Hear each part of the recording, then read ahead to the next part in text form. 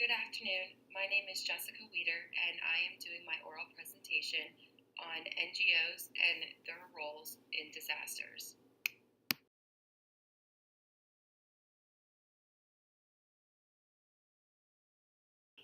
An NGO, what is it? Let's start off this presentation with defining what an NGO is. It's basically a non-governmental organization that is independent of the government, whose primary missions are not commercial in nature, but rather focus on the social, cultural, environmental, educational, and other types of issues that affect the community they are serving.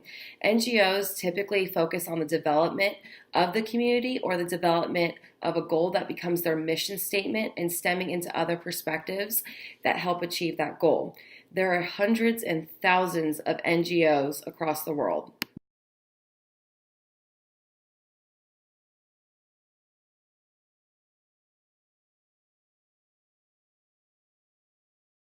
If you are wondering who would be considered an NGO, here's some classifications in terms of that. Obviously, a non governmental organization, a private voluntary organization, international organization, a donor agency, or a coordinating organization. Those are all classified as NGOs.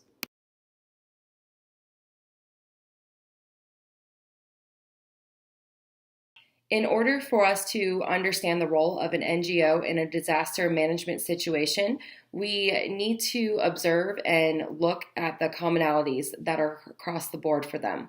NGOs typically are held accountable only to themselves and to the donors that donate to their organization. They have absolutely no obligation to coordinate. Although collaboration is preferred, NGOs will sometimes work outside of the official emergency management structure. They are subjected to the laws of the affected country that they are working in, and they typically strive to set a code of conduct and a standard of expectations to help with that accountability. In recent years, the role of an NGO has expanded tremendously.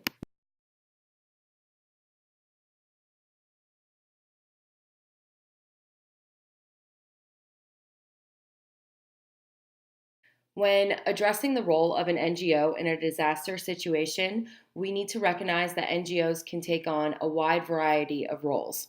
They can set up the framework for a emergency shelter operation. They can provide search and rescue tactics.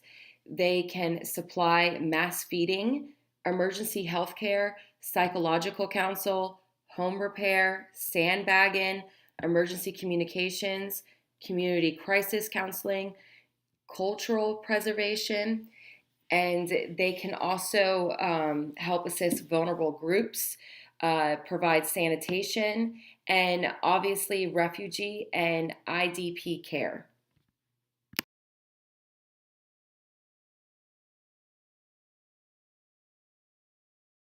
Addressing the benefits of the wide variety of roles that NGOs can take on in a disaster and emergency management situation, we can see that NGOs can obtain a wide range of information and knowledge, and that they possess the gathering abilities that may be used for damage and needs assessments.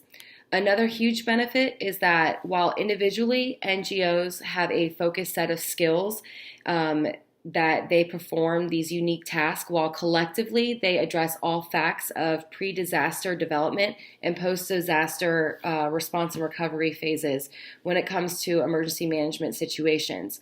They also allow for a greater ability to reach large populations in a less amount of time. One of the biggest benefits that NGOs can offer in their role of disaster situations is that they can command a significant financial resource, allocating the funds needed to help move communities past the response phase and into the recovery phase of an emergency management plan. They also recognize that governments and multilateral organizations are increasing their dependence on them for the execution of actual humanitarian work, thus providing them the ability to merge the gap that may form in emergency management situations between intergovernmental relationships or even just the bureaucratic norms of what is expected of the government and what the community expects.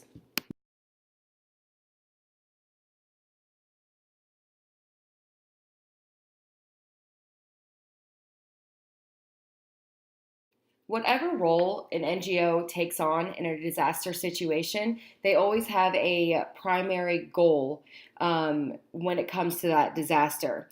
They aim to reduce or minimize the incident of disease, disability while stabilizing public health conditions, addressing the concern for sanitation.